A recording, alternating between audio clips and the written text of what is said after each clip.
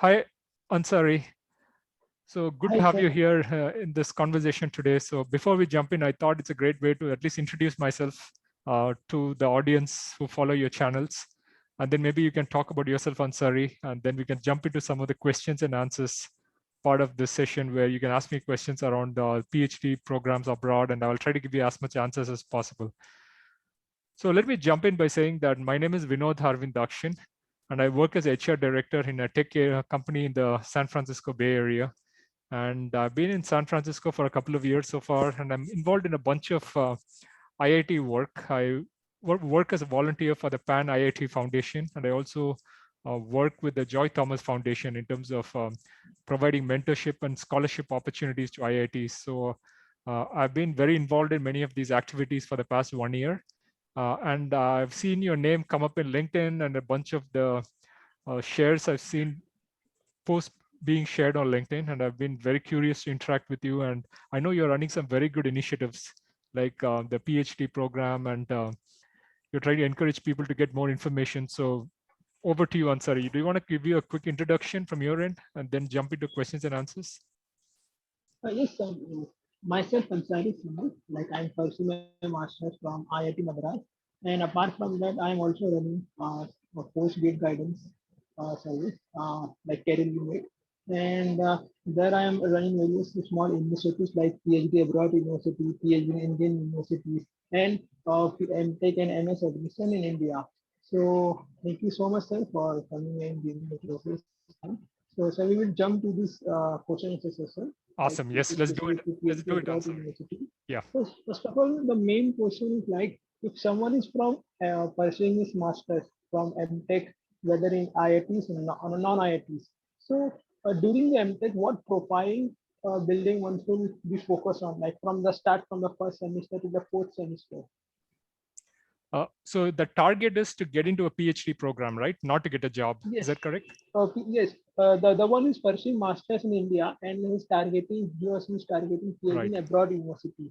Okay. So how to build profile, like what activities he or she have to do, Yes. like apart from main course structure. So, so Ansari, the simple answer to this question is actually that when you're applying for PhD programs, it's all about research credentials. So if I were to summarize the expectations in 3 words, it is research, research, research, nothing else. I mean, everything else, GRE scores, TOEFL scores. I mean, it's important, grade point is important, but end of the day, the most important thing which is required for a PhD program is, can the professor work with the student to get into some pioneering space of research which has never been done before in the world?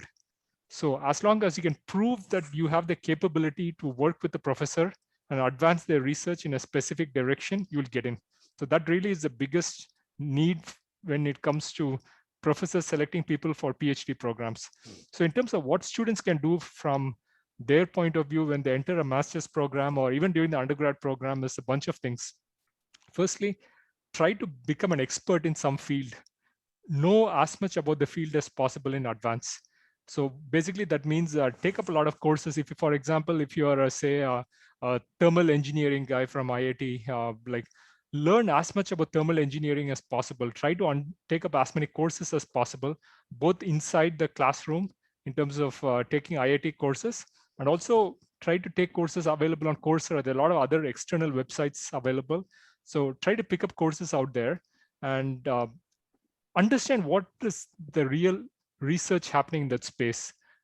Make sure you go to the faculty of some, like pick up some topics. For example, it could be, say, thermal propulsions in cryogenic engines. That could be one area where the person wants to focus on. So try to look at research papers, go to Google Scholar, type up research papers in that space, try to see what's happening in that space, try to look at the names of faculty who prominently publish in journals and go to their website, see what is the latest research being done in different spaces. So when you go to the websites of different faculty members, you get a very good estimate of what is the research they're focusing on and where is the research headed. And as you keep reading more and more of the papers, you'll get a very good sense of where you think you can make an impact. So you need to understand what has happened in the past, what is happening right now, and you need to come up with a proposal of what can be done for the future. So that's where you can make an impact. So I would say that The earlier the person begins the process, the better. So if you can begin this in undergraduate time, it's really good. But if not, at least begin it during the master's program for the 2 years. If you can spend 2 years just doing this work in terms of understanding research, framing the research question and understanding where you can add value, then I think the person has a very good profile in terms of getting into a PhD program. So that's one piece of it. The second piece is basically the nuts and bolts in terms of going and writing the GRE exam in advance, and a year before the application process, making sure that you write the GRE exam well before you enter your final year, so that you have enough time for other things. Making sure you write your TOEFL exam if necessary, making sure you have a good grade point average, making sure that you work with professors on research areas and the professors give you good letters of recommendations. Make sure you identify the right college you want to select in terms of applying. So it's not about the reputation of the university which matters. It's all about who's the faculty working in your space of interest. So for example, in the US, right, there are hundreds of universities out here doing great research. You all don't need to be in Harvard and MIT to do the greatest possible research. You could also be working in, say, Texas A&M University and do some fantastic research. So the idea is that you want to be working in places which is really doing something dramatically different. And as you identify those professors and reach out to them, if there is a good match between your interest and what the professor is working on, there's a 100% chance you'll get a full scholarship, and you will also end up going to the college where you are really interested in. So this is like a super quick overview of the entire process. Does it answer the question, Ansari, or do you have other questions? Okay, sir. But this is for those who are from the very good colleges in India. But what about those who are pursuing from those colleges where there is no research exposure is not there? They are pursuing MTech degree, and MTech is somewhat extension of BTech only. Okay, so they are much related to theoretical aspects only. They are just writing exams, and internship will be there in their second year, and that's all. The MTech gets over. So for them, there will be no research exposure from the start to the end. Like how like in many undergraduate also this same thing happens. Like they enter into the undergraduate and they completed, there is no research, nothing, only writing exam, university exam, and these things their undergraduate degree gets over. So that those people, they never try for direct PhD. They don't get offers from the research degree from abroad universities. For MS also the same Yes. thing happens for MTech also. So how those person will cope up with this thing? Okay, if a person does not have much understanding of research, right, what they have to do is they can begin at some point in their career. So for example, you finish your, say, MTech degree, and if you want to improve your profile after your MTech degree, right, I mean, go to Google Scholar, just type up some areas you're interested in, see what is the latest research happening, the papers published in the last maybe 2 to 3 years, and you get a very good sense of who are the people publishing papers. So that will give you a good indication of some of the areas in which the real work is happening. Maybe you want to work in industry for 1 or 2 years after your master's degree, you can improve your profile, or after your undergrad, you can improve your profile and then come for a master's program to make your profile even better. But I would say the best use of a master's program is that when you say master's program, right, what does it mean? That you're really very, very good in something or the other.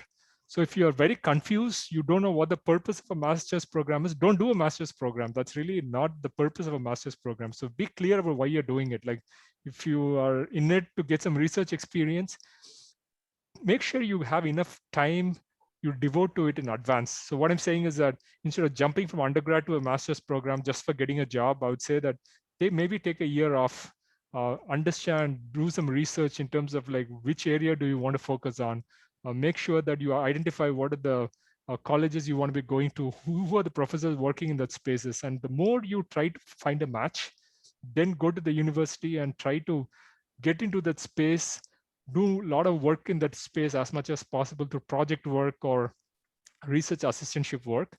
Then when you use that experience to apply to colleges abroad, you will find a chance of getting in. Keep in mind, Ansari, at the end of the day, right, PhD is a competitive process.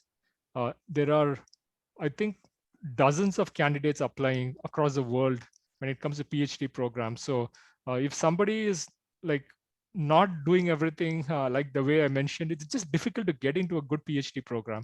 So that's why I say if you do your homework in advance, you do use Google Scholar, you identify the professors you want to work with. It can all be done online. You don't need to be at IITs to get it done. You can do it from any university, like reach out to professors in advance, try to understand the research work which is happening, come up with a research proposal from your end. If you make this happen, that's when professors feel that they can invest time in you, because from their point of view, right, they're doing some great research and they want you to advance their research. And they don't want to spend too much time training a person from scratch. So the more you can prove that you are a self-starter and you can get things done from scratch, the more likely they are going to select you. So it's a two-way process. You need to be good, and you need to make sure that you can advance the work of the professor and show interest in their research. If you can make that happen, yes, you will get into a PhD program.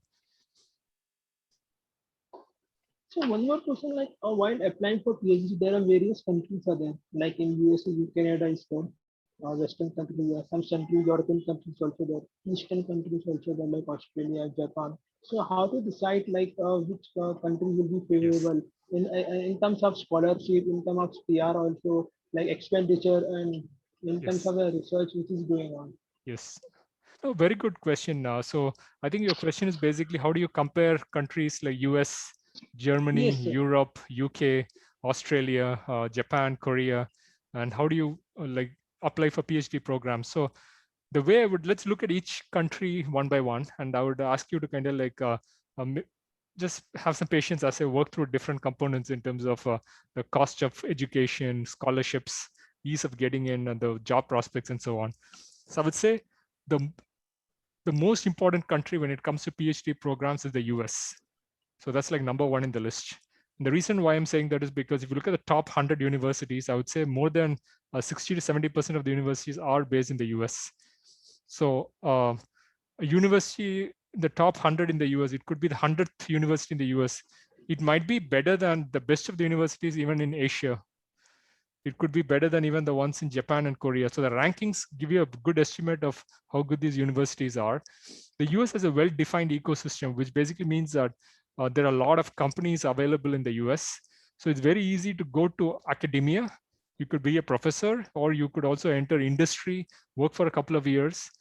Then you decide that you're no longer interested in industry, you can come back to academia. So there's a lot of crisscross movement between academia and industry, which is very common in the US. It's not common in other countries. So I would say that just from a pure research perspective, it's very, very important to be in the US, because that's where all the jobs are, that's where all the opportunities are. So if you also look at the US population, it's around 330 million. So it's a huge market. So a lot of companies have the basis in the US to serve this domestic market. Let's look at a country like Canada. Canada has got some very good universities, and they also send a lot of people to US for jobs and academic positions.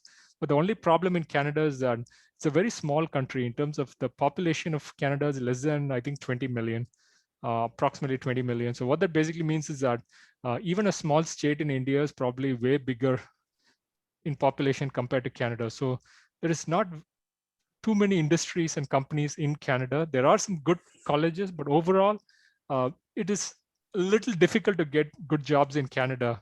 The advantage of Canada is also that it's easier once you have a PhD in Canada to get a permanent residentship in Canada. There's a well-defined process, a point-based system by which you can easily get PR status in Canada, and you can work there for a long, long time. The problem with the US is that even if you have a PhD, it will still take you a couple of years. If you fall into a category called L1A visa, which basically for exceptional candidates, it might take you, even if you have a PhD degree and a couple of years of work experience, it might still take you 5 to 6 years to get like a green card to work in the US. And the thing is that if you have a master's degree in the US, it could take you up to 12 to 15 years to get a green card. So I think those are some of the problems of being in the US, that the chances of getting a green card takes much longer, but then you can work in a H-1B work visa, or there's a different categories of working visas in the US for academic professionals. So you can work, but there's no guarantee that you'll get your visa. So every 1 or 2 years, you need to go for visa renewals. And every time you go for visa renewal, there's a chance that it may not be renewed, it might be rejected. So there's always uncertainty of being in the US. So I think that's one of the biggest drawbacks. Let's shift our gaze to say UK and Europe. I would say that if you look at Europe, I think the most dynamic country when it comes to research is Germany. The reason why I say Germany is because the tuition fees in Germany is almost zero, which basically means that if somebody, going back to earlier question, Ansari, in terms of somebody wants to do masters and improve their profile, right? Germany could be a great place to do that, because in Germany, like, you really are not paying any tuition fees. You just need to pay for your living expenses. If you can get a great master's done in Germany, you can use that research experience and the degree to then apply for PhD programs in the US. A lot of people have done that very successfully. So again, this is a very effective way to make your profile much better if it's not from a great undergraduate university in India. The thing about Germany is that they do a lot of great research, but the drawback is that I think you need to know German to be a part of Germany, in terms of, I think a lot of courses are still taught in English, but still to be a real part of the German academia or industry, you'll need to learn German. So you got to make a choice if you want to be in Germany long term, or if you want to use that experience in Germany to switch to the US. So there's some questions to ask there. UK, I would say that UK has a lot of great universities, but the job market is not that great in terms of if you want to go into companies and work in industry, there are not too many jobs available. Even in academia, it's very difficult to get a great job. So most of the UK universities come to US and recruit postdocs and PhD students from the US. I had a friend from University of Wisconsin-Madison who finished a PhD in chemical engineering, and he is right now working as a lecturer at Imperial College in London. So I think a lot of the academic jobs in UK is actually done through companies the placements in the US based universities. So there's a little bit of that. Everybody comes to the US to get great talent, because that's where the great talent is. UK, I think to get a PR status is much easier. You can get that within a couple of years. And I think Germany and UK are probably the top countries in Europe when it comes to doing master's degrees in education. Germany, I think it's easier to get a green card. UK is a little more difficult, but then compared to US, it's far easier. It's equivalent to Canada. I think it's much easier in Canada, UK, and Germany to get a work visa and also be a permanent resident and even get citizenship if you want. So I think the procedures are much easier. UK is also opening up its doors to Indian students for the past 1 or 2 years. So there's a lot of things happening. So I think it's an attractive place. The thing to keep in mind about UK is that London is extremely expensive. A lot of universities are based in London. And I think London is probably among the most expensive cities in the world, which basically means that if you're a student and if you're going to be anywhere close to London, right, you're just going to burn a lot of cash. There's something to keep in mind. And they also charge a lot for tuition for especially Asian students, because a lot of Asians come to UK for further education. So they charge them a lot. So those are things you keep in mind. The advantage of the US is that when it comes to PhD programs, almost all PhD programs are fully funded, especially in engineering and technology. So it all comes with full scholarships. They give you a stipend. And I'm sure it also happens similarly in UK, that if you get into a PhD program, you get full funding. But for master's programs in UK, there's absolutely no funding. And I think for master's program in the US, if it is 4 semesters, if you can just make it through the first semester, by the end of your first semester, or definitely by the end of your second semester, you'll definitely get some sort of funding. So your second year can be covered if you're based in the US. So you'll have to just manage for 1 or 2 semesters before you get funding. Now coming back to other countries, if you look at, say, Korea, Japan, they have a lot of great universities. I think Korea, for example, has like Pohang Institute of Science and Technology, Korea Advanced Institute of Science and Technology, Korea University. These are all absolutely world-class universities. They have fantastic master's programs. There are a lot of scholarships available for Indian students. I worked in Korea myself. I know that you can, again, do a lot of fantastic research in Korea, improve your job profile, and then apply for PhD programs in US, and you will have a very good chance of like getting a shot at some of those PhD programs. So that's something to keep in mind. In Korea, getting citizenship is extremely difficult. But a lot of work permits, they all want people who can speak English. So they like Indians a lot. Same thing in Japan. They like people who can speak in English and who can work with people there. So they're doing a lot of postdoc work, a lot of research work. So I think these are places where nobody really explores a lot. Korea and Japan, these are things which easier to get in compared to UK, Europe, and the US. You can do a master's degree fully funded and then you can plan something else for a PhD program. So these are things you could look at. Australia, again, I would say that Australia industry is very focused in terms of manufacturing, logistics, and so on. Not very tech focused. Not too many IT companies out there. That's the same problem even in Europe and in South Korea, that there are not too many tech companies out there in all these regions. I'd say UK is a little better, but most other places in Europe are not strong for technology. So if you want to be in the tech sector, I would say that it's very important to be in the US, Canada, or in India. And in Australia, I think again the same thing. I think you had to pay for your education basically for master's programs, and that's something, if you have money, you can pay for it. And if you're applying for PhD programs in Australia, I think, for example, IIT Bombay has a tie-up with Monash University in Australia, and it's all fully funded like exchange program. So if you can study there, I think you'll get some very good experience, and you always do postdocs in US. The good thing about all these colleges and universities in Korea, Japan, and Australia is that they have very good professors who are well networked. So even if you do a PhD from these places, right, it's very easy to get good letters of recommendation and then get a postdoc in the US is very much possible. So this is a quick overview, but I would say ultimately the sum of what I'm trying to say is that the focus should be on getting to US if you want to do great research. So one more question sounds like if someone is pursuing a master's in some other stream, like mechanical, and if you want to shift PhD in some other stream like computer science or economics, which is very different from his bachelor's or master's. So is this possible? And will it will ask during the PhD application and the faculty like why you are shifting your career suddenly? You did your master, bachelor like 6 to 7 years, you have spent time, and now again you are shifting into some very different careers, very different area, and then after completion of your PhD, will it be possible like for academics to get back into again into academics? Okay, I think there are two pieces to this question. One is that can you switch programs and then get into a master's at the master's level? And can you switch when getting into the PhD program? I think these are two separate set of questions.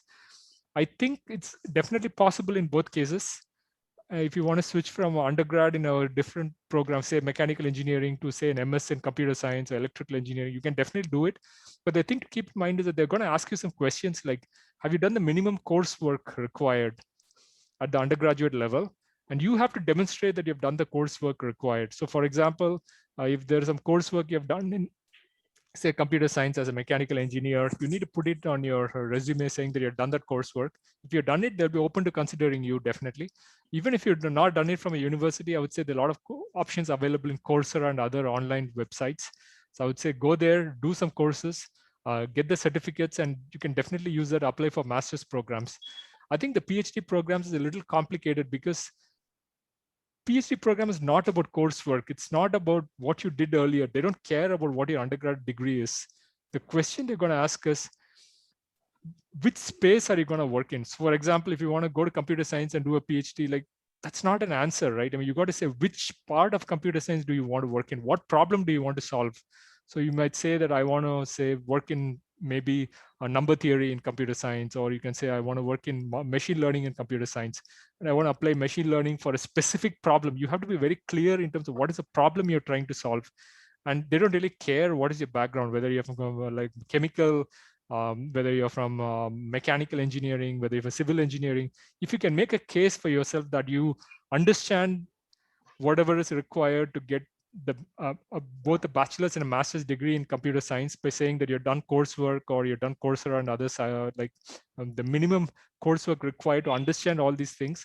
And if you can make a research case for yourself saying that you can create a research proposal and help the professor trying to advance the field in a way which nobody has ever done so far in the world. You're the first person to advance research in the direction. If you can make a strong case for it, you will get in. But it's going to be very difficult. Like there are already people with undergraduate degrees in computer science from top-notch universities also applying at the same time. So you have to differentiate yourself from the competition. So if you can make, it's not impossible, but it's definitely going to be more difficult because you have to demonstrate that you understand all of computer science. You have to demonstrate that you understand the research happening in computer science. You can demonstrate that you can create a research proposal to take the research forward. So if you can make all of these three things happen, you will definitely get in. Your undergrad degree wouldn't matter. There are various sort of PhDs are there in abroad universities. Like some are sponsored PhD, some industry is sponsored. Some are fully funded PhD, and some are regular PhD. Some are part-time PhDs also available. So, in order to avail this opportunities, especially for fully funded sponsored PhD, like some industry is sponsoring. So, how to find such opportunities, especially for abroad, because in India we can find it, but for knowing about abroad, that industry should sponsor us. Okay, Ansari. So this is a pretty complicated question because when I say PhD program, right, I'm talking about the traditional PhD program where it is sponsored by the university and you are among a pool of applicants who apply and try to get in. Now there are definitely part-time PhDs, but let me be clear: what is the purpose of a part-time PhD? Like the value of a part-time PhD is not much in the market. Part-time PhDs will not get you a job in academia. It may not even get you a job in industry, because if somebody has worked for like 10 years, 12 years on a PhD, and it's just not really worth it. I mean, if industry wants to hire someone with a PhD degree, they'll go to a regular PhD program and hire people from there. So I would say 95% of placements which happen from a PhD program are from the regular PhD program. And what that basically means is that it has a certain structure that you finish the program within, say, 5 years. And you're devoting 100% of your time for research. That's extremely important. You're not doing anything else. So either you're doing research assistant work for the first 1 or 2 years, helping the professor and all that, doing some coursework, but you're learning about that space you are in. Third, fourth, fifth, sixth year, you're pretty much doing only research. During a third, fourth, fifth year, right, you're not even a research assistant. You're just focused on your research. That is basically what you're doing. It is very important to also publish during these periods. The problem with part-time PhDs is that because you're doing something else side by side, your 100% of your focus is not on research. The tricky thing is, even if you spend 100% of your time on research, it's very difficult to make good publications. And if your mind is not 100% in research, there's a very small chance that you'll be able to make a good publication. So the number of people with part-time PhDs who also end up publishing in good, high quality journals is very, very low. It's negligible. So almost every field you go to, whether it's, for example, engineering, technology, science, math, almost all the research publications is either by faculty members in university or PhD students working under those faculty members. So I would say that when it comes to most placements, for example, if you want to go into university and work in university, it's 100% of the time it is from a regular PhD program. Even when industry comes to pick up students, it's mostly from the regular PhD programs, not from part-time PhD programs. The placement record is not very high for part-time PhD. Part-time PhD is basically for people who have already worked in industry for 10, 20 years. They just want the name title like doctor added to the name. They don't need the PhD degree to go ahead in life. They already have created a career. For them, it is just a fancy way for them to get a doctor title. So those are the people who traditionally go in for part-time PhD programs. The second category of PhD is the one you mentioned, Ansari, about industry-sponsored PhD.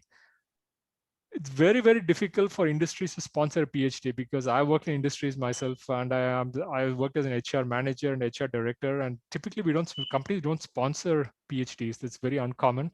And maybe there are a couple of companies which do sponsor PhD programs, but then it's very, very rare, and they're for a specific reason. And when an industry sponsors somebody for a PhD program, they typically have a very narrow area of expertise which suits that specific company. For example, I know some friends who worked in an air compressor company who actually went to UK for doing a PhD in a specific space of aerodynamics, which made sense only for that one company. So it was industry-sponsored PhD, but then there's not much value you get out of it. You cannot use that degree to get into academia, get into jobs as postdoc, because the value is not there, because you're being sponsored by your company. And the other thing is also that company wants you to solve some problem which is specific to that company. and you will not be able to use that experience and leverage it to other companies. So again, it's a little tricky proposition. So I would say the value of industry sponsored PhD is very low in the market. Like most companies don't give it the high marks. Neither do universities when they're looking for postdocs or looking for, say, assistant professor positions or academic positions. These get very low marks. You have to be in a regular PhD program as much as possible and not take the shortcuts. It will not go anywhere. I'm being pretty blunt about it, but that's the simple way I can put it.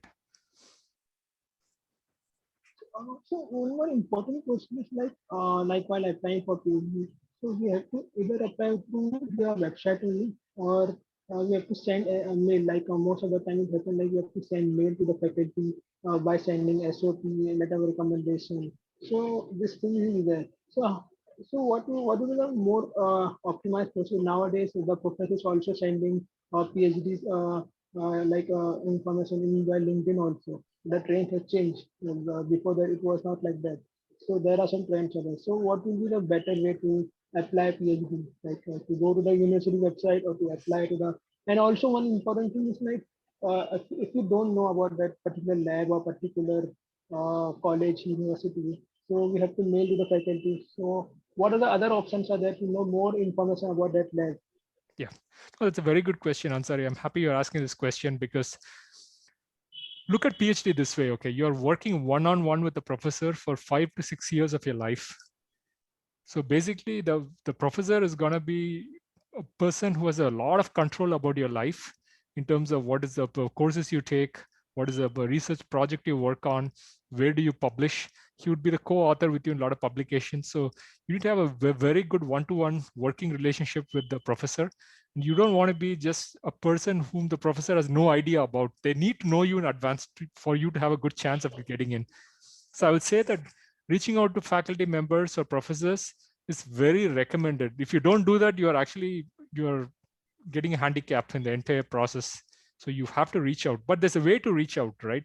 So there are two pieces, right? One is that you need to show interest in a professor and their research well in advance of the application process. And typically the application process, the deadlines are like December of every year. So the second step is that once you identify the professors you want to work with and universities you want to work with, then you need to apply to those specific universities. So there's a two-step process. One is that well in advance of the application process, you will have to begin to reach out to professors. And don't reach out to professors saying, hey, professor, I want to work with you. Can you give me a full scholarship? That is nonsense. That's not the way to reach out. You basically want to tell a professor that, hey, professor, I've read your 10 papers in the space of, it could be machine learning in, for example, a cryogenic shop floor. And you basically say that I've read your 10 papers. This is what I liked about each of your papers. And I want to have a conversation with you because I want to advance research in a specific direction. And you need to tell what your thoughts are.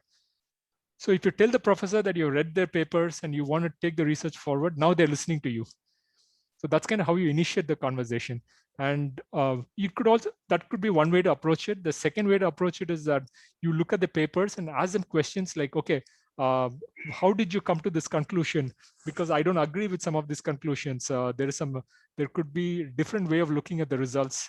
Or you could ask the professor saying, can you pass me the data set for some of the observations you had during this experiment? I'm very curious to know more.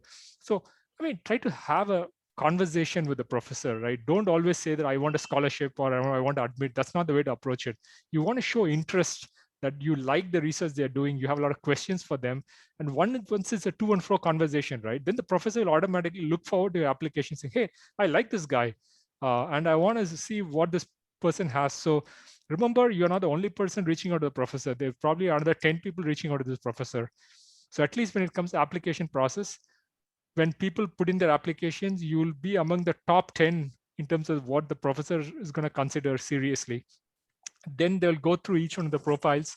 They'll set up a one-on-one conversation. A group of professors may come together and may have an interview session with you, ask you questions like, what have you read about this field? What do you know about this field? Where do you think this field is headed forward? So they'll test your knowledge of that space in advance. And once you can, if you clear that the PhD interview process, I think that's when you really able to convert the offer. So I would say that open up with a meaningful conversation, whether you reached out on LinkedIn, whether you reached out over email, it's all okay. I mean, but when you reach out, don't make it a desperate ask saying that, hey, I want to get a PhD admit with full scholarship. Can you help me? That's not the way to do it. Please have a meaningful conversation, go through research papers, understand the research, ask questions based on research, or ask meaningful questions. That is where you build a relationship with the professor, and that's the way to proceed. Going back to one of the questions you asked, Ansari, if you don't want to reach out to the professor, there's also another way to do it. You could actually reach out to people working under the professor. So sometimes, right, if you go to the website of the professors, they may say explicitly that do not reach out to me over email. They will mention that in their website. And if you reach out to them over email, they'll be like, you're not read my website. That's why you're reaching out. So sometimes when professors say, do not reach out to them, just keep away from them. But you can do one more thing. You can reach out to the people working under them. There could be some postdocs working with them. There could be some master's students working with them. There could be some PhD students working with them.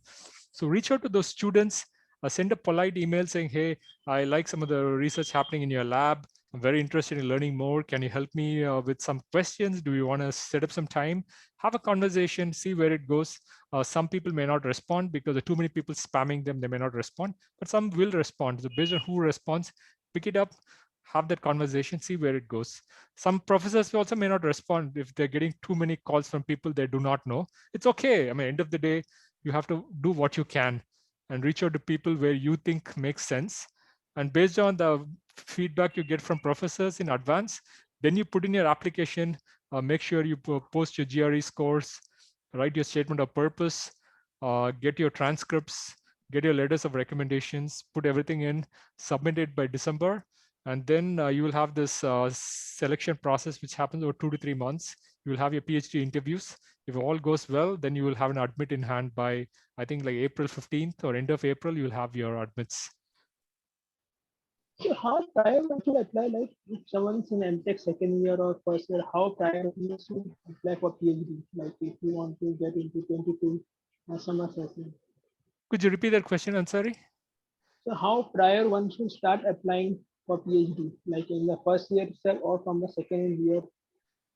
Oh, there's a deadline. Basically, if you want to get into the fall semester, which begins in August of a certain year, you had to apply the December in advance. So if, for example, if I want to get into, say, Stanford University in this August, I should have finished the application process by the December of last year. So that is always a deadline. The end of the year is typically the deadline for admissions in the next year. And I would say that applications have a clear deadline. You cannot apply for it in your first year in your MTech program or in your third year of undergrad program. It doesn't work that way. You can only apply in your final year. So in your final year, basically during your, if your undergrad program in your 7th semester, if you're an MTech program in your 3rd semester, basically what happens is that by December, you'll have to put in your application, and then the entire vetting happens from January to like April, and you will have an admit by the end of April, and you will get financial aid by like April end or May, you get financial aid, and then you work through all the visa process and all that. That'll take you May, June, July, it'll take you like 3 months. And by August, you need to begin in university. So by mid-August, most universities open up, and that's kind of how the timeline works. So one last question, like before summarizing, what advice like you will give to the student as a expert or senior, like a student who will be applying?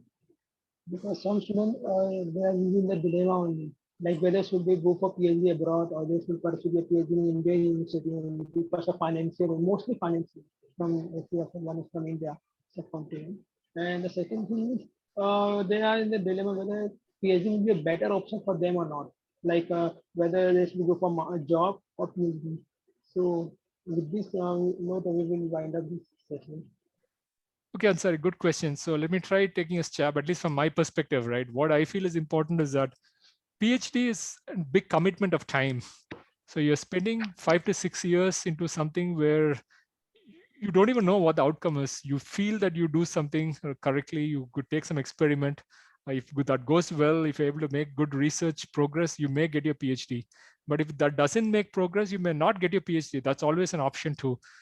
I know people who have spent 10 years at MIT trying to get their PhD in computer science because it did not work out for them. So they initially took a topic, it did not work out for them. They spent a lot of years trying to get a PhD. So PhD is a huge investment of time. And you're not making much money during that period. So let's be frank, right?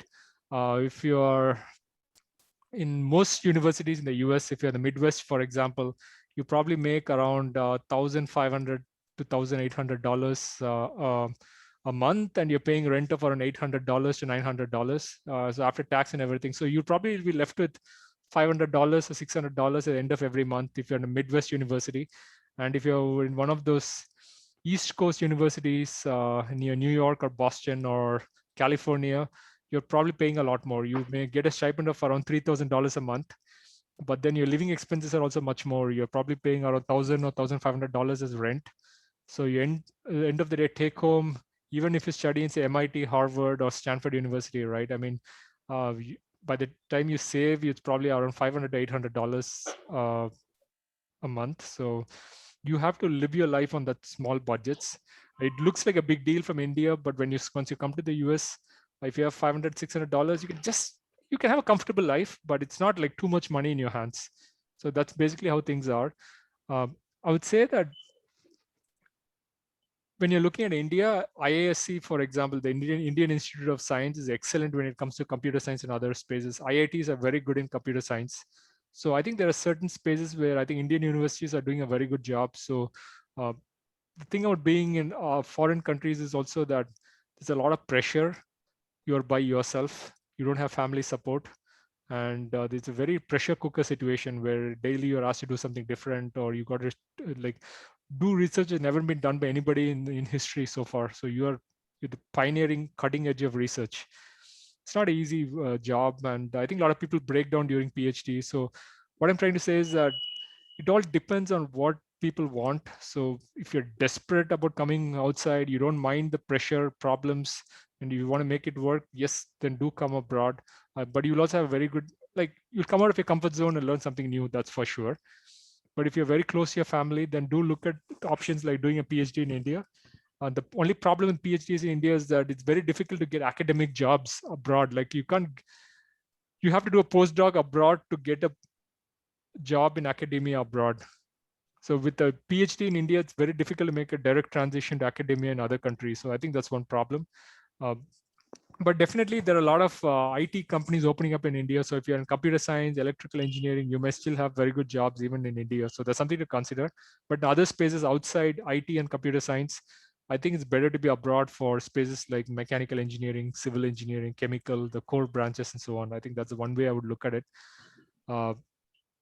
It's a trade-off, right? At the end of the day, it's a long commitment.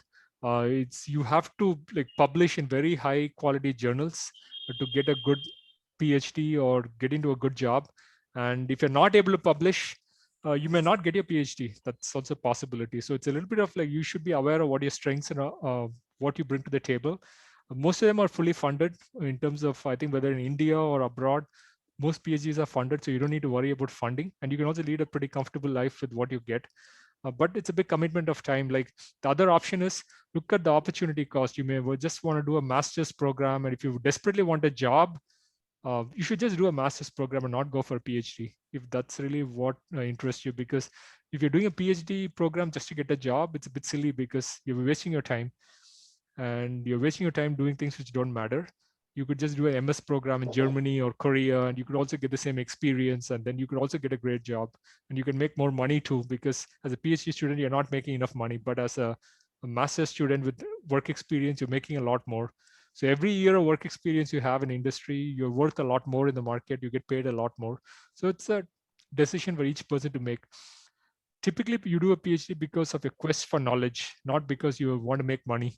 Let me put it that way. So most professors in the best of universities in the US are not paid that much. If you look carefully at the compensation, by the way, most of the public university compensation is available online. You can search for professors and see their data available online. they're making good money, but not great money. But if you're working in industry, right, in many of the countries in Europe or US, you can make a lot more money. So you don't do a PhD for money. You don't enter academia just for money. It's for things like love of research, love of the space and field. I think those are some of the primary factors. So you need to decide what makes sense for you. Do you want to chase money? Do you want to chase um, love for a field? Do you want to advance research in a specific direction? If those things excite you, then yes, you go for a PhD. Did you ask other questions, Ansari? I hope I answered some of them. Yeah. So second question is, many people like we have covered up the question, like they are still in the dilemma whether they should go for abroad or India and they should prefer PhD. This was my second question. I would say that again, for example, in IITs, there is a new scholarship available called, I think, PM for, I forget the name of PMRA. this. Yeah, there's some scholarship which gives you a lot. I think it's around 70,000 rupees, 80,000 rupees a month. So it could be very good. It could be lucrative because in most IITs, you also get a hostel room for yourself. And then you also get a stipend on top of it. Very good. I mean, it's a great opportunity for people. Again, not everyone gets it. So you need to think of how good you are. But if you get a chance to work with an excellent faculty member who has a great publishing record, who's a great person to be with, because remember, you're going to spend 5 to 6 years of your life working with this professor. So you want to make sure that you have a good working relationship. The person cares about you and is willing to mentor you. That's important. Don't work with the professor who doesn't care about you or is not publishing enough, because those things will bite you later in terms of trying to graduate with a PhD program. So you could do a PhD in India, and also if you have a good track record, you could also do a postdoc abroad and then still have access to the same options as doing a PhD abroad. So it all depends on the prestige of the university, the kind of research track record of the professor, and the chance to work very closely with the professor. So when you are talking to the professor, right, it's not that they are interviewing you, you're also interviewing them, because remember, the next 5 to 6 years, you're going to be working with the professor. Both of you are stuck in a relationship. So it's like, if it is not working for either end, it'll just break down. So you have to be comfortable too at the end of the day, and don't just get into a PhD program just to make a quick buck, to make in like income in dollars or pounds. That's not the way to look at it. Look at it more of a long-term investment. And I would say, just say that if you want to go abroad, there are always a lot of options, right? I mean, a lot of people work in MNC companies in India within 1 or 2 years. They're all going out right now. So they're going out to L1 visas. They're getting transferred to locations in Europe and US. So I think every year, the job opportunities in India and other countries is all opening up dramatically. So I would say that the world is not what you see today. The world of the future is going to be a lot of movement across countries. That's a fact. And you need to understand that being in India is also an excellent option. So it's almost like you got to pick and choose what you want and then make decisions accordingly. So one last question, I brought university. What are the career opportunities are there after completion PhD? Because in India, it's mostly related to academics only. But abroad, like some startups are there, or some for teaching academic Yeah. session, or some MNC industry. Whether they recruit a PhD candidate, or the PhD candidate have to go for postdoc for getting into academic. Oh, excellent questions, Ansari. I love the questions you're asking me, because these are things that nobody asks. And this is very important before you go for a PhD program. Let me put it this way. So even if, for example, you do a PhD from a top-notch university like MIT or Stanford, there's no guarantee that you will get a job in academia in universities. So reputation is a very small fraction of the evaluation. The only factor, I would say the most important factor for getting jobs in academia and universities is your publishing track record. So remember the first thing I told you, research, research, research. The only thing which counts for getting a job in academics is research. It doesn't matter where you studied. You could have studied in an unknown university in the US, but if you have an excellent track record, you're published in A journals, and if you're consistently published in A journals, people would love to have you. Harvard is full of people who are, many of them from unknown universities, who have a great track record of publishing. So if you can differentiate yourself and publish in great journals, you have a track record, and you can easily get into academia. But it's extremely difficult to get published in A journals because I think the selectivity is like 2% or 5%. Remember, the people they reject are typically like professors from the best of universities, like Berkeley, Stanford, also being co-authors with the PhD students. Everybody's sending papers to get published, and most of them get rejected. So it becomes very, very difficult to get published. So if you have a great publishing track record, yes, you can definitely get into the academic sector after a PhD degree. But again, since it's not easy to publish that quickly, many people are doing a postdoc, which basically means that after your PhD program, you may be a postdoc for 2 to 5 years. That's very common of late. I have had a friend who went to University of Illinois, spent 5 years working as a postdoc, and now he's a professor at Arizona State University. So it's like you may have to spend many, many years working as a postdoc. So a 5-year commitment after a PhD is a big commitment, and not everyone is willing to do it. But that's a sacrifice you got to make if you want to enter academics. So postdocs become very important. The other option people could look at is after doing a postdoc, you could take up jobs in industry, work for a couple of years. And many universities treat industrial experience as equivalent to postdoc experience. But again, you want to be working in an industry which has a lot of focus on research and publications. Then you can claim the research and publications. You, for example, at IBM and Google and Microsoft, if you're able to work in those companies and publish papers, you can claim that as postdoc experience and then apply for academic jobs, and then you can get into academia. So that's one way to get into academia. The other option I would say is that people decide, okay, I don't want to be in academia. I don't want to work in university. I just want to join industry. And if you're, for example, working in all these data science, IT, machine learning, I think there's a lot of jobs available. So a lot of startups are working in that space. It's very easy to be in that. Like you get recruited by a bunch of headhunters, whether it is like small companies, big companies.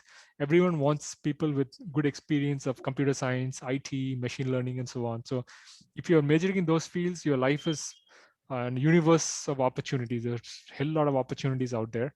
But if you have a PhD in, say, a traditional sector like civil engineering, chemical engineering, mechanical engineering, you may not have that many job opportunities. But there are some traditional companies, for example, chemical companies like Monsanto, Bayer. There are people who recruit regularly from PhD programs at some select universities. So you could apply to them and get selected.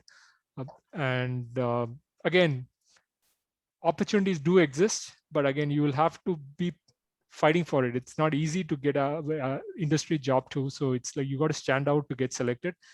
The compensation after a PhD program is only slightly more than master's compensation. So if you have a master's degree from, say, University of Illinois, you may get a compensation of like $85,000 or $90,000 a year. With the PhD program, you may get $100,000, $105,000. So the difference between $90,000 and $100,000 is not much, maybe $10,000 or maybe $15,000. That's it. But pretty much it's the same, I mean, for most companies. So I would say that, yes, after a master's program, you have a lot of opportunities that you could go into industry easily and faster. But after a PhD program, you can either get into academics or you could get into industry. But just that if you want to get into industry, I feel that a master's with 4 years experience will make far more than a PhD who's just entering industry, because the PhD just entering industry may actually make less than an MS degree with 4 years of work experience. So again, these are things to keep in mind. That's why I said PhD program is not to be done just for money. You should do a PhD program only if you really value research and if you like doing research. And is there any entrepreneurship opportunities after PhD? Like many people, they also think that they will get into some entrepreneurship, some startup. I mean, the way I would say look at it is that you can be an entrepreneur anytime in your life, right? I mean, even at an undergrad degree, you can be an entrepreneur. You can, after a master's degree, you can be an entrepreneur. But yes, after a PhD program, you could still be an entrepreneur. But there are some commonsensical problems which creep in. For example, being an entrepreneur, right? Your visa status in the US gets a little tricky. So a lot of people say that, okay, let me first get my green card and then become an entrepreneur. By the time they get their green card, then they have their families and their mortgage, then a lot of other things kick in. So they may not make the switch towards being an entrepreneur. But definitely it's always an option.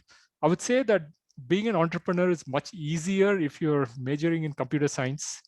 If you have a master's or PhD in computer science or machine learning, AI, artificial intelligence, robotics, data science, it's very easy to be an entrepreneur in that space. Or you could work in startups.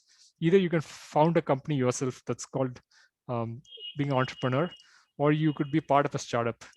And I think most of the startups are actually based in the Silicon Valley near California. So again, being in this region, I think there's a lot more chances of being an entrepreneur, but it's a choice, man. I mean, the people working in startups get paid a very, very low compensation. They get a lot of stock options. So 80% or 90% of the startup companies don't go to IPO, or they just fail as they get bigger. So what happens is that, I mean, if you're working, making low compensation, and if your company fails after 3-4 years, you have made nothing out of it. So it's a risk everybody's got to take. So startup doesn't mean that every startup goes for IPO, makes billions of dollars. You're only talking about success stories. There's also a hell lot of failures. So I think around 95% of startups end up as failures. And people who worked on it and have a lot of stock options make nothing out of it. If the company value becomes zero, your stock is also worth zero. So again, it's a trade-off, right? I mean, it's like you got to pick and choose your battles. Okay. I guess all the points have been covered up, like whether the PhD abroad investment, all the doubts have been covered up. And you want to give any final note to the student, to the people? Sure, Ansari. Yeah, sure. I mean, just the same thing I said earlier, that I think PhD does make sense for people who really want to do research. So ask yourself the question, like, what is your motivation for doing a PhD program? Do you really want to do a PhD? Do you want to do research? If the answer is yes, then go for it. If not, I would say that take time off, explore. There are a lot of things in life. You can always come back to doing a PhD later. There's also no need to have timelines in mind, like, oh, I need to do a PhD by age 30. That's all nonsense, because there are a lot of people in US who do a PhD at age 45, age 55, age 60, 65. Like, it's okay.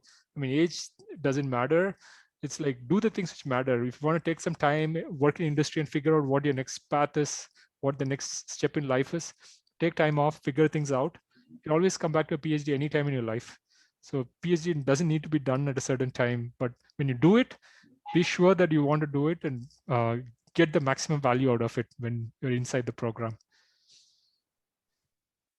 Okay. So we have covered up all the points. We'll wind up this session. Awesome, Ansari. Let me pause my video. Thank you so much, sir.